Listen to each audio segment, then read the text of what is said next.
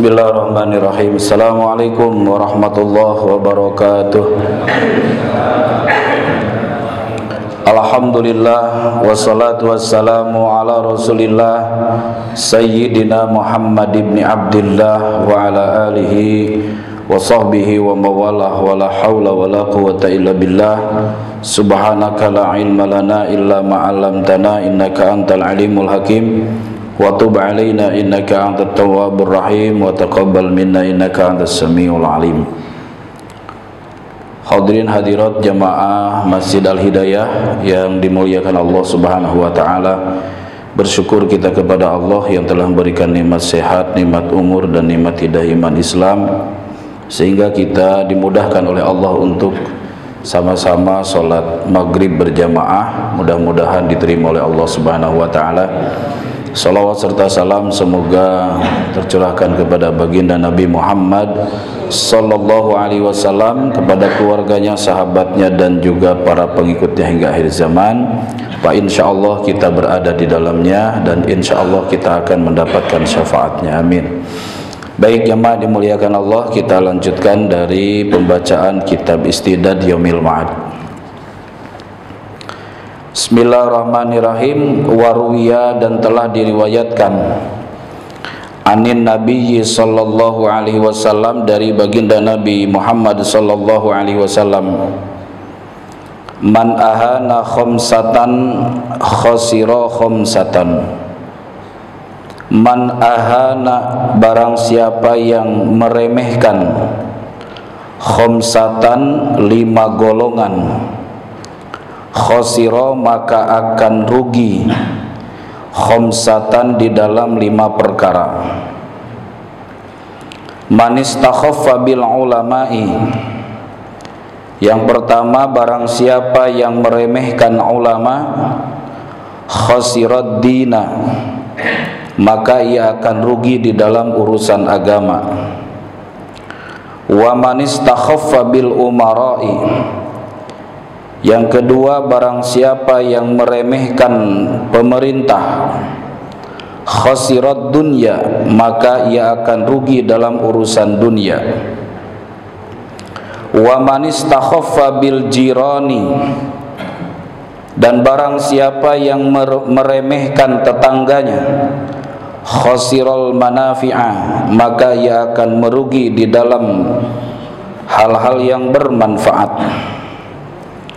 Wa man istakhaffa bil aqribai, dan barang siapa yang meremehkan kerabat, khasiral mawaddata, maka ia akan merugi di dalam kasih sayang.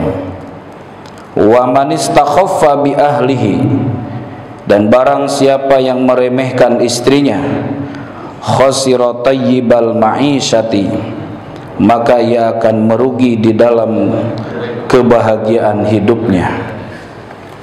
Baik jemaah dimuliakan Allah, langsung hafal ya. Ada berapa? Ada 5 golongan yang tidak boleh diremehkan. 1, ulama ya. 2, umara. Yang ketiga, tetangga. Yang keempat, kerabat. Yang kelima, istri, gitu ya. Wah, cepet nih hafalnya nih ya. Emang nih cerdas-cerdas di Jamal Hidayah nih, masya Allah, luar biasa. Kenapa? Karena 5 golongan ini kalau kita remehkan akan berdampak buruk, akan rugi. Yang pertama adalah ulama. Jangan remehkan ulama. Siapa ulama? Di dalam Al-Quran Allah berfirman, innama yakhsyallaha min ibadihil ulama. Sesungguhnya orang yang takut kepada Allah, mereka adalah para ulama. Orang yang dengan ilmunya tambah takut kepada Allah, mereka adalah ulama. Kita wajib memuliakan ulama. Al ulama masabihul ardi warasati wa warasatul anbiya. Begitu kata Nabi. Al ulama warasat al ulama masabihul ardi. Ulama itu adalah pelita di bumi. Ulama itu adalah cahaya yang menerangi umat manusia di muka bumi. Ulama itu adalah ahli warisku, dan ulama itu adalah ahli waris para nabi. Memuliakan ulama artinya memuliakan nabi. Menghinakan ulama berarti menghinakan nabi. Maka kita harus ada hubungan dengan ulama. Kalau kita tidak ada hubungan dengan ulama, maka tersesat kita. Al ulama ukan nujumi fis sama. Ulama itu bagaikan bintang-bintang yang ada di langit, di mana bintang itu menjadi alat petunjuk. Orang yang mengikuti petunjuk maka dia akan selamat. Orang yang tidak mengikuti petunjuk maka dia akan tersesat. Karena ulama bagaikan alat untuk kita jadikan sebagai arah kehidupan kita, baik dalam kehidupan dunia maupun kehidupan nanti di akhirat. Oleh karenanya jamaah yang dimuliakan Allah, mencetak ulama, membentuk generasi ulama, ini salah satu daripada kewajiban kita. Hukumnya fardu kifayah. Dari kampung kita harus ada yang dikader jadi ulama. Hukumnya fardu kifayah. Artinya apa? Ma idza fa'alal ba'du saqatal haraju anil bakina. Apabila ada sebagian yang melakukan, maka yang lain gugur dosanya. Kalau di sini tidak ada ulama, tidak ada yang mengerti tentang ilmu waris, tidak ada yang mengerti tentang pengurusan jenazah, tidak ada yang mengerti tentang muamalah, tidak ada yang mengerti tentang siasah, maka mohon maaf, satu kampung ini berdosa. Kenapa? Karena Allah berfirman di dalam surah At-Taubah ayat 122, Falaula nafaro min kulli firqatin minhum ta'ifatun liyatafaqahu fiddin. Hendaklah ada dari masing-masing kelompok untuk memperdalam agama, tafaqquh fiddin. Ini menunjukkan bahwa mengkader seorang ulama bagian daripada kewajiban kita. Ya, sama seperti kita sholat jenazah. Kalau ada yang mensolatkan, maka yang tidak ikut gugur dosanya. Kalau tidak ada sama sekali, maka seluruh satu kampung itu berdosa. Begitulah ketika kita mencetak ulama. Kalau ada yang mesantren dari sini, maka yang lain gugur dosanya. Kalau nggak ada yang mesantren, dosa semua. Ya, ada yang mesantren nggak anaknya? Banyak ya. Alhamdulillah. Berarti mereka mewakili kita. Mereka menggugurkan dosa kita. Kalau saya dulu mondok itu didukung oleh orang sekampung. Kenapa? Karena mereka tahu kalau ada anak remaja di situ mesantren, itu artinya dosa mereka gugur. Maka didukung. Ya, ada yang punya beras, ngasih beras 1 liter. Nih buat bekal kamu di pondok. Apa aja mereka mensupport kita, mereka mendukung kita. Kenapa? Karena orang yang tafaqquh fiddin adalah orang yang menggugurkan dosa-dosa kita. Ya. Makanya kata Nabi, kun aliman au muta'aliman au mustami'an au muhibban wala takun khamisan patahlika. Kun aliman, jadilah kamu seorang alim, ulama. Ya. Jadi ulama. Kalau nggak bisa jadi ulama, au muta'aliman, belajar kepada ulama. Belajar kepada ulama. Di mana ada ulama kita datangi, kemudian kita belajar kepada mereka. Itu namanya muta'alim. Au mustami'an, atau mendengarkan saja. Kalau belajar tuh bawa buku, bawa kitab, bawa pulpen gitu kan. Itu namanya muta'alim. Au mustami'an, atau jadi pendengar. Kita nih masuk kayaknya di sini nih. Au mustami'an, mendengarkan nasihat-nasihat ulama. Au muhibban, atau orang yang cinta kepada ulama. 4 kelompok ini akan satu grup akan menjadi satu nanti di akhirat. Yuhsyarul mar'u ma'aman ahabba, karena mereka akan dikumpulkan oleh Allah dengan orang-orang yang dicintainya. Ulama, orang yang belajar kepada ulama, orang yang mendengarkan nasihat ulama, dan orang yang cinta kepada ulama, mereka akan menjadi satu nanti di akhirat dalam satu rombongan. Ya. Tapi kata Nabi, wala takun khamisan, jangan jadi orang nomor 5. Jangan masuk dalam kelompok yang kelima. Apa itu? Jadi ulama tidak, belajar kepada ulama tidak, mendengarkan nasihat ulama tidak, cinta kepada ulama tidak. Patahlika kata Nabi, ini kelompok yang akan binasa.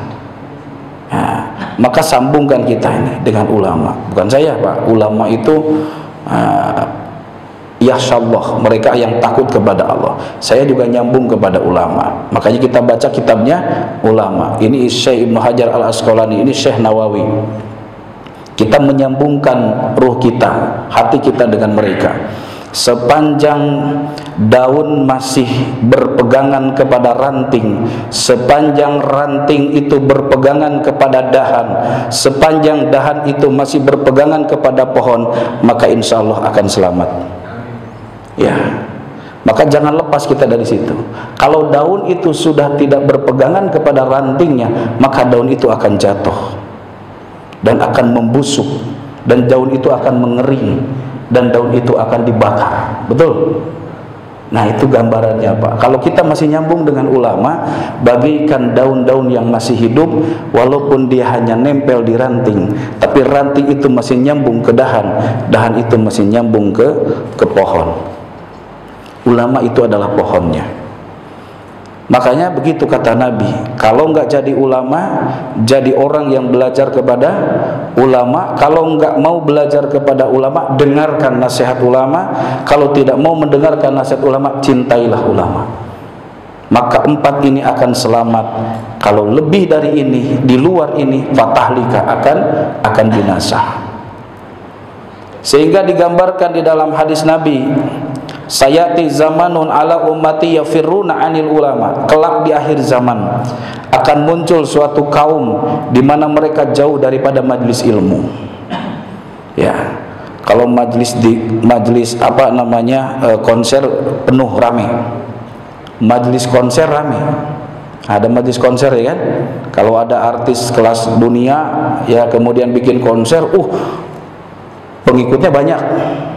Sampai tiketnya habis kan gitu, dengan harga yang sangat mahal. Nah, sekarang kalau ada pengajian, mohon maaf, tempat-tempat masih longgar. Ya, kalau di sini alhamdulillah penuh sini, ribuan ini, insyaallah. Tapi kalau yang di sono sepi, Pak. Yang di sono tuh sepi. Kalau di sini alhamdulillah ramai. Ya. Kalau pengajian rutin, Pak, 4 orang, 5 orang yang datang.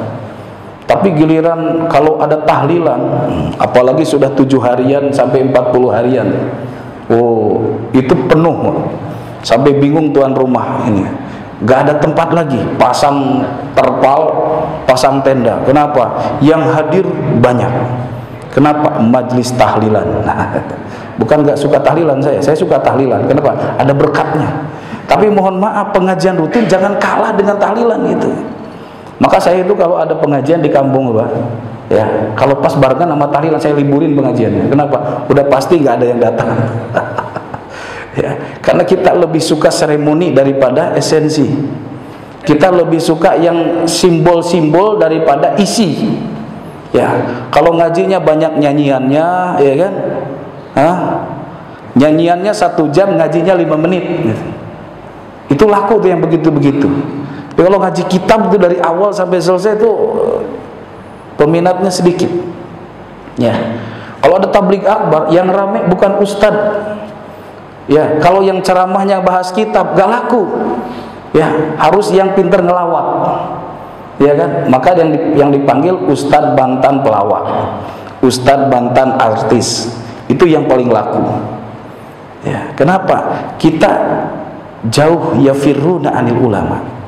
Kata Nabi, di akhir zaman akan ada suatu kaum yang jauh dari ulama.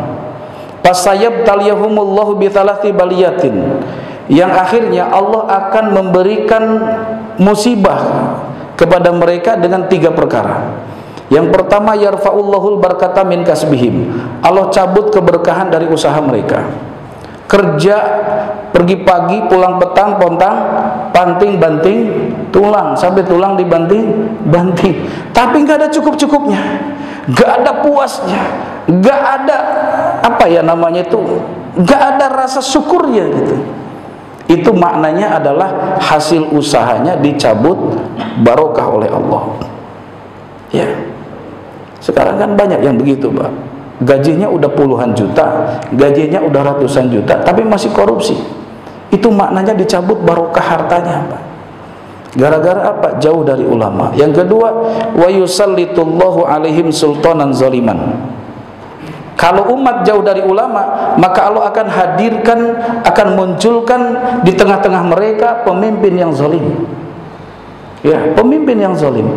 Jadi hadirnya pemimpin yang zalim itu adalah akibat. Itu namanya akibat. Sebabnya apa? Karena umat jauh dari arahan ulama. Iya kan? Kata ulama, begini loh memilih pemimpin, gak diikuti. Akhirnya yang dipilih ya sesuai nafsunya. Ya, yang itu ya? Siapa yang bayar, ya kan? Ya, wani piro, nah itu baru yang dipilih. Ya, yusallitullahu alaihim sultanan zaliman. Gara-gara jauh dari ulama, dari majlis ilmu, majlisnya ulama, Allah hadirkan pemimpin yang zalim. Yang ketiga, wa yakhrujuna minad dunya bighairil iman. Maka yang paling bahaya lagi adalah mereka akan meninggal dunia tanpa membawa iman dan Islam. Nauzubillahi min dzalik. Maka jemaah dimuliakan Allah, yuk kita hadiri majlis-majlis ilmu, cintailah ya para ulama kita, jagalah mereka, dengarkan nasihat mereka. Alaikum bimujalasatil ulama, hendaklah kalian banyak duduk dalam majlisnya ulama. Wastima kalamil hukama, dengarkan nasihat-nasihat bijak mereka. Ya, fa innallaha yuhyil qalbal mayyita binuril hikmah, karena Allah akan menghidupkan hati-hati yang kering, hati-hati yang mati, hati-hati yang gelisah, binuril ilmi, binuril hikmah, dengan cahaya ilmu. Kama yuhyil ardal maitata bima'il matar, sebagaimana Allah menghidupkan tanah yang tandus dengan air hujan. Jadi kehadiran ulama di tengah-tengah kita itu bagaikan air hujan yang menyirami tanah-tanah yang tandus. Ya, nggak apa-apa. Yang penting tadi kita masuk dalam salah satu dari 4 kelompok tadi. Ya, jadi ulama atau jadi pelajar atau jadi mustami atau jadi simpatisan. Jadi orang yang senang. Ya, intinya siapa yang menghinakan ulama, siapa yang meremehkan ulama, khosirat dina, maka dia akan rugi dalam urusan agama.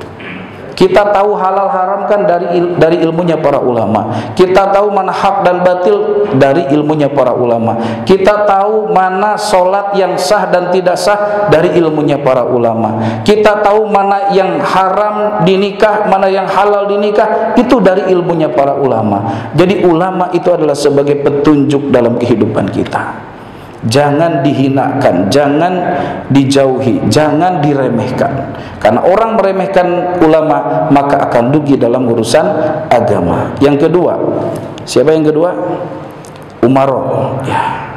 Man ahanal umara khasirat dunya. Barang siapa yang meremehkan umara, pemerintah, pemimpin, maka dia akan rugi dalam urusan dunia. Karena kata Nabi, as-sam'u wa ta'atu haqqun wajibun 'alal mar'il muslim malam yu'mar bi maksiatin. Yang namanya taat kepada pemimpin itu hukumnya wajib.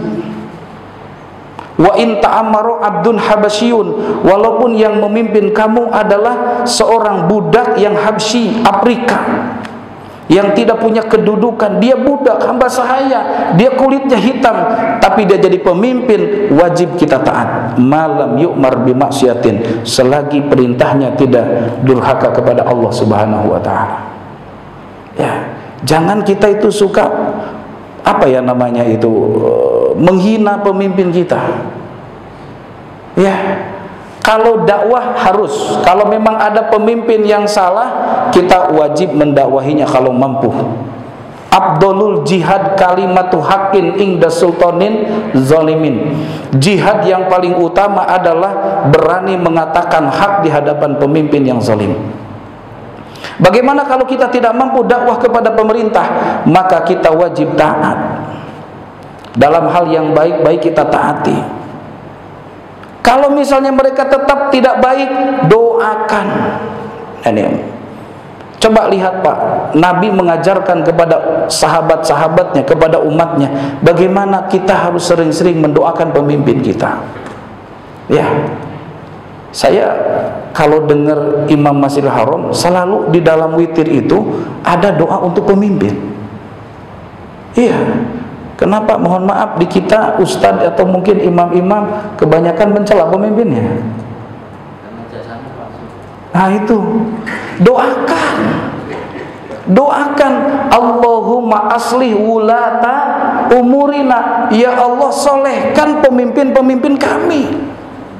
Boleh jadi di antara ribuan, ratusan ribu atau jutaan bangsa ini ada doanya yang diterima oleh Allah, ada yang dikabul doanya oleh Allah. Allah rubah pemimpin kita menjadi pemimpin yang soleh. Betul nggak Pak?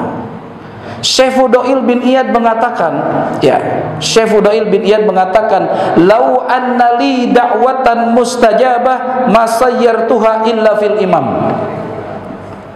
Ini kata Syekh Fudail bin Iyad, seandainya aku memiliki satu doa yang mustajab, maka doa itu aku peruntukkan bagi seorang pemimpin. Ini sikap ulama. Seandainya aku punya doa, satu doa mustajabah, maka aku peruntukkan doa itu bagi pemimpin. Beliau ditanya oleh muridnya, "Syekh, kenapa? Kalau ada satu doa yang mustajab untuk pemimpin, bukan untuk diri sendiri?" Kan kalau saya punya doa mustajab satu aja udah buat saya, ya kan, lumayan, mau minta apa. Tapi kata Syekh Fudail bin Iyad begini, kalau doa mustajab itu saya pakai, manfaatnya buat pribadi saya. Tapi kalau doa mustajabah itu saya berikan, saya gunakan untuk mendoakan pemimpin saya, maka yang mendapatkan manfaat adalah seluruh umat. Nah, itu pemikiran ulama sampai di situ, sampai ke situ. Nah, jadi kalau ada umaro yang tidak sesuai, ya kan, dengan aturan agama, tugas kita satu dakwahi. Kalau tidak mampu kita mendakwahi, mendoakan. Abu Hurairah itu diajarkan doa oleh Nabi. Apa doanya itu? Allahumma inni a'udzubika min apa namanya? Sultanin atau min imarati sibyan was sufaha. Ini doanya nih. Doanya Abu Hurairah yang diajarkan oleh Nabi. Allahumma inni a'udzubika min imarati sibyani was sufaha. Ya Allah, aku berlindung kepada Engkau dari pemimpin yang kekanak-kanakan dan pemimpin yang bodoh. Itu Pak, Bapak waktu nyoblos dulu doa dulu nggak itu? Jangan-jangan nggak tahu doanya. Ini doa sebelum ada pilpres, doa sebelum adanya pilbub atau pilgub, itu doanya. Allahumma inni a'udzubika min imaratis sibyani was sufaha. Ya Allah, aku berlindung kepada Engkau dari pemimpin yang kekanak-kanakan dan pemimpin yang bodoh. Ya. Karena nggak hafal doanya, udah asal nyoblos aja. Jadi ya, nah inilah salah siapa Pak? Kalau pemimpin kita salah, salah siapa? Ya salah yang milih Pak, ya kan?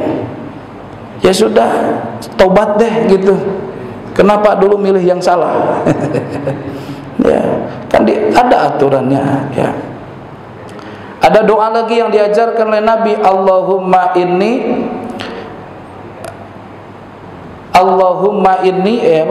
Allahumma la tusallit alaina man la yakhafuka wa la yarhamuna. Itu ya. Allahumma Allahumma la tusallit alaina man la yakhafuka wa la yarhamuna. Ya Allah, janganlah Engkau angkat penguasa bagi kami yang tidak takut kepada Engkau dan tidak sayang kepada kami. Ya. Kita minta kepada Allah agar kita dijauhkan dari pemimpin yang tidak takut kepada Allah, pemimpin yang tidak menyayangi rakyatnya. Nah, ini doa ini harusnya dibiasakan oleh imam atau dibiasakan oleh orang yang mimpin doa. Doakan pemimpin kita. Kenapa? Sekali lagi tadi, manis takhaffa bil umara khosirad dunya. Siapa yang meremehkan umara, siapa yang meremehkan pemimpin kita, siapa yang meremehkan pemerintah kita, maka kita akan mengalami kerugian dalam urusan keduniaan. Contoh kecil begini Pak, mana Pak RT? Ada Pak RT enggak? Hah? Ada Pak RW? Oh ini Pak RT, Pak RW nih, gini. Kalau kita musuhan dengan Pak RT Pak, ya kan? Rugi kita, kenapa? Nanti kalau ada yang mau nikah nih, yang muda-muda atau yang mau nikah terus minta surat persetujuan dari RT gitu kan, nggak dikasih stempel, rugi kan nggak? Iya. Bapak minta surat domisili karena musuhan dengan RT, kagak dikasih Pak. Artinya orang yang bermusuhan dengan pemimpin kita akan rugi kita. Ya, banyak hal nanti yang terhambat untuk kebaikan-kebaikan. Ya, makanya doakan Pak. Kalau RT kita udah soleh-soleh semua di sini ya. RT-nya soleh, RW-nya soleh, kadusnya soleh, lurahnya soleh, masya Allah luar biasa. Ya. Ya Allah, doakan Pak ya, pemimpin itu didoakan, jangan dihinakan, jangan direndahkan, ya, didakwahi, kalau nggak bisa didakwahi, didoakan. Itu yang kedua, jangan remehkan pemimpin. Ya, yang ketiga, siapa yang tidak boleh remehkan? Tetangga. Masya Allah, jangan remehkan tetangga. Ini sebelah kita semua tetangga, betul nggak? Jangan remehkan mereka. Kenapa? Malaikat Jibril itu sampai berulang-ulang bolak-balik mendatangi Nabi supaya baik-baik dengan tetangga. Mazala Jibril yusini bil jar hatta donantu annahu sayuwarrisuhu. Tidak henti-hentinya malaikat Jibril mengingatkanku agar baik dengan tetangga, sehingga aku mengira tetangga itu akan menjadi ahli warisku. Saking pentingnya berbuat baik kepada tetangga. Dan ekspresi keimanan kita, bukti keimanan kita adalah ikramul jar, memuliakan tetangga. Man kana yu'minu billahi wal yaumil akhir falyukrim jarahu. Siapa yang beriman kepada Allah dan hari akhir, maka muliakan siapa? Tetangganya. Muliakan tetangga kita. Ya. Bahkan kata Nabi, idza tabahta marokotan fa'aksir ma'aha. Jika kamu masak sayur, kamu masak gulai, kamu masak sop, banyakin airnya. Banyakin apa? Airnya. Ya. Dagingnya sekilo, airnya seember. Kenapa? Wa ta'ahad jironaka, kata Nabi, ingat hak tetangga, kasih tetangga. Ya. Masak-masak kasih tetangga. Jangan ini goreng pedak, goreng asin, ya kan? Tetangga dapat baunya doang, sampai bersin-bersin tetangga. Ya. Bawa duren dari Medan atau Palembang, akang ini Palembang nih. Bawa duren dari Palembang, ya kan? Iya, jangan tetangga cuman mencium baunya aja. Iya. Masih ada Kang durennya? Iya. Muliakan tetangga, jangan remehkan tetangga, ya. Karena tetangga adalah saudara kita yang paling dekat. Sebelum keluarga kita di kampung tahu, tetangga lebih tahu duluan. Kalau kita ada kesusahan, kesulitan, maka yang akan membantu kita adalah tetangga kita. Maka tunaikan hak mereka. Kemudian yang keempat, yang tidak boleh diremehkan siapa? Kerabat. kerabat atau keluarga kita, keluarga besar kita, famili kita. Ya, karena perintah Allah wabil walidaini ihsana wabidil kurba. Jadi berbuat baik kepada kerabat itu setelah berbuat baik kepada siapa? Orang tua kita. Kalau orang tua kita sudah tidak ada, maka berbuat baiklah kepada orang-orang yang ada hubungan dengan orang tua kita. Kakaknya, adiknya, pak deknya, pak leknya, bibinya, uanya, itu yang harus kita sambungkan silaturahmi dengan mereka. Ya, karena sebagai bukti kita bakti kepada orang tua kita adalah berbuat baik kepada kerabat kita, kerabat orang tua kita. Jangan sampai kita ini di handphone ini ada grup apa namanya WA alumni SD, ada grup WA alumni SMP, gitu kan? Ada grup WA alumni apa lagi nih? Kuliah. Sehingga sering di situ ada komunikasi dengan alumni, apalagi ada mantan di situ. Ya kan? Tapi di handphone kita tidak ada yang namanya grup keluarga besar, keluarga kita. Hati-hati Pak, itu namanya qati'ur rahim. Kita sudah memutuskan silaturahim dengan mereka. Ya, ojo ngambekan, tahu ngambekan itu apa ya?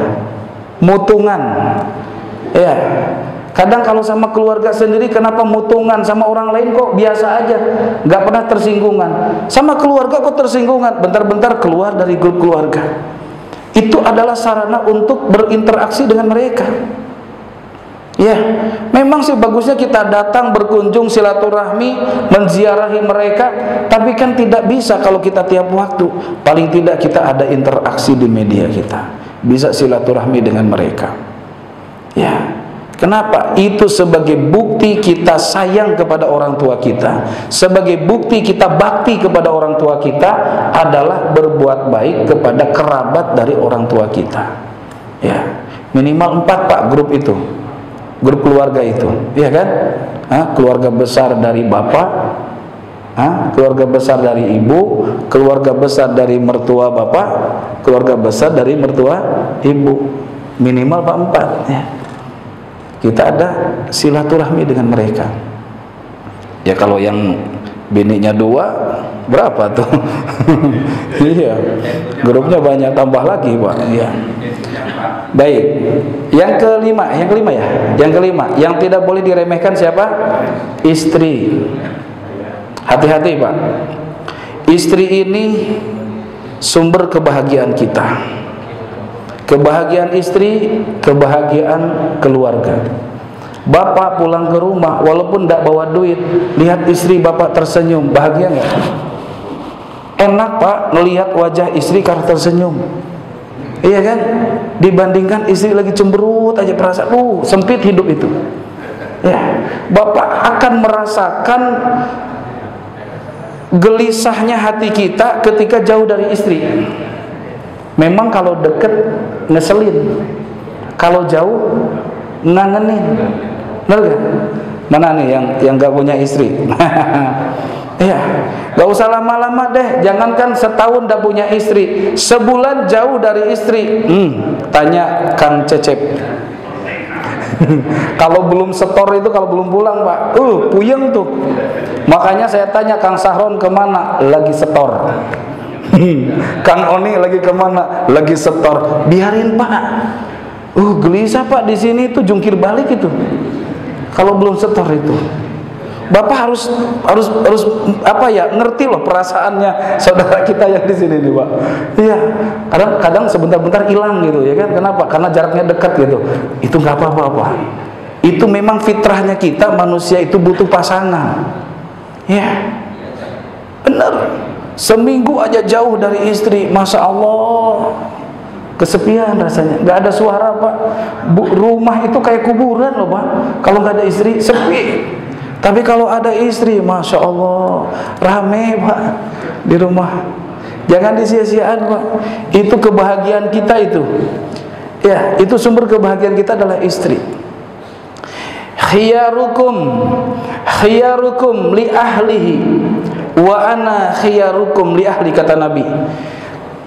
Yang terbaik dari kalian, nih laki-laki yang paling baik itu siapa? Laki-laki yang baik kepada istrinya. Wa ana khiyarukum li ahli, dan akulah yang paling baik kepada istriku. Jadi kalau kita mau belajar kepada Nabi. Nabi tidak pernah nyakitin istrinya, apapun perilaku istrinya. Ya. Dan ternyata jamaah dimuliakan Allah, dalam kitab Ihya itu, di antara ujian para wali adalah sabar atas perangai buruk istrinya. Ya. Kalau istrinya tidak bagus akhlaknya, bapak berterima kasih, alhamdulillah, berarti Allah sedang mengangkat derajat bapak jadi wali Allah gitu. Ini mana? Ada yang begini nggak nih? Ada yang istrinya ini jadi ujian nggak di rumahnya? Bapak jadi wali loh Pak. Dan fakta loh Pak. Coba Pak. Para nabi diuji oleh Allah. Di antara ujian para nabi adalah apa? Ujian istri Pak. Betul nggak? Nabi Nuh diuji oleh Allah lewat siapa? Istrinya. Nabi Lut diuji oleh Allah lewat siapa? Istrinya yang tidak taat. Siapa lagi? Nabi Ayub. Tahu nggak namanya istri Nabi Ayub? Bu Ayub. Ya. Saya tahu semua nama istri Nabi Pak. Asal sebut aja nama suaminya. Ya, Nabi Idris, Bu Idris. Nabi Soleh, Bu Soleh. Nabi Ayub, Bu Ayub. Ini Bu Ayub ini ujian bagi Nabi Ayub. Gara-gara suaminya apa? Sakit, ya kan? Gara-gara Nabi Ayub sakit, kemudian ditinggal oleh istrinya. Ya, sampai-sampai Nabi Ayub itu bernadar, kalau nanti aku sembuh akan kupukul, akan kucambuk 100 cambukan, kan begitu. Itu artinya apa jemaah dimuliakan Allah? Bahwa terkadang ya kita itu diuji lewat istri kita. Jadi jangan kita kemudian merasa kecil hati Pak. Kalau kita diuji oleh lewat istri kita, mungkin itu jalan kita menjadi wali Allah gitu. Ya.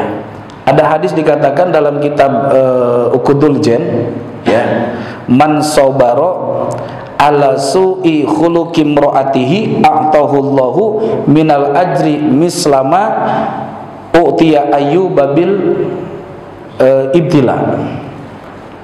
Subhanallah. Siapa yang bersabar atas ujian keburukan akhlak istrinya, maka Allah akan memberikan pahala yang serupa dengan yang diberikan Allah kepada Nabi Ayub alaihissalam. Kalau kita sabar dengan ujian istri kita, ngomel aja kerjaannya, kita sabar, maka Allah akan kasih pahala seperti pahala yang Allah berikan kepada siapa? Nabi Ayub alaihissalam. Siap dapat pahala seperti Nabi Ayub? Iya. Jadi jangan kita kemudian murung, ngeluh gitu, istrinya begini. Itu adalah jalan kita untuk mendapatkan ridho Allah. Ya, insya Allah. Jadi ada berapa Pak? Ada 5 ya. Satu siapa? Ulama. Jangan remehkan ulama. 2, jangan meremehkan umaro. Yang ketiga, jangan meremehkan tetonggo. Yang keempat, jangan meremehkan siapa? Kerabat. Yang kelima, jangan remehkan istri. Lah kalau nggak punya istri gimana? Nah makanya beristri lah. Mana yang belum beristri? Kan ada yang batuk-batuk nih. Ada yang batuk-batuk, kayaknya belum beristri ini. Doakan biar segera ya.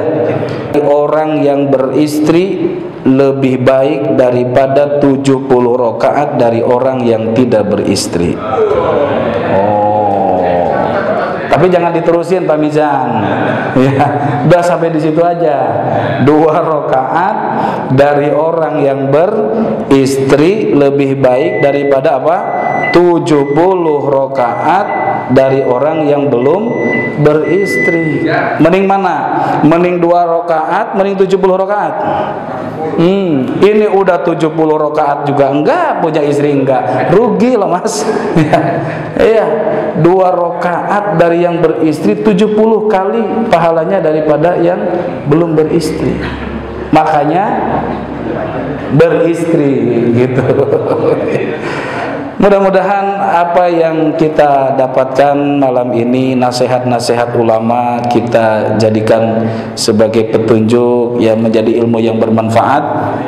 Semoga Allah kabul semua hajat-hajat kita. Allah berikan kita kesehatan lahir batin, panjang umur, istiqomah dalam ibadah, anak kita soleh-solehah, rumah tangga kita sakinah mawaddah warahmah. Marilah kita akhiri pertemuan kita dengan doa kafarah majlis. Subhanakallahumma wa bihamdika asyhadu an la ilaha illa anta astaghfiruka wa atubu ilaik. Wassalamualaikum warahmatullahi wabarakatuh.